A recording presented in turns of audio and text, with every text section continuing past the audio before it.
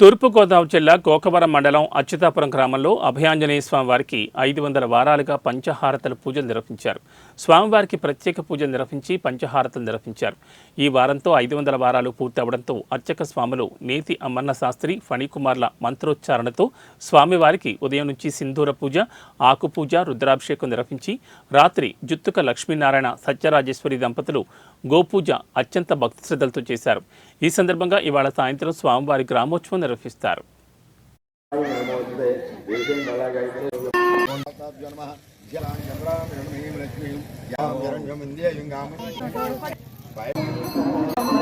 ఆంజనేయ స్వామికి 500 మంగళవారాలు పూజ జరిగింది. ఈవేళ 500 మంగళవారం. ఈవేళ పొద్దున ఆంజనేయ స్వామికి రుద్రాభిషేకము పంచామృతాలతోనూ అదిని, తర్వాత ఏమో సాయంత్రం ఏమో సువర్త హనుమంత ఆంజనేయ స్వామికి ఏమో సింధూర పూజ, తర్వాత ఏమో గోపూజ, ఇవన్నీ జరిగాయి.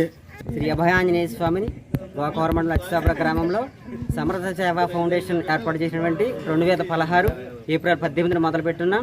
ఆ వేళ నుండి ఈ వేళ వరకు కూడా 500 మంగళవారాలు పూర్తి కానున్న సందర్భంగా, అలాగే కార్తీక మాసం సందర్భంగా ఈ రోజున శ్రీ అభయాంజనేయ స్వామి వారికి సువర్చలాదేవి సమేత అభయాంజనేయ స్వామి మహారుద్రాభిషేకాన్ని చేయడం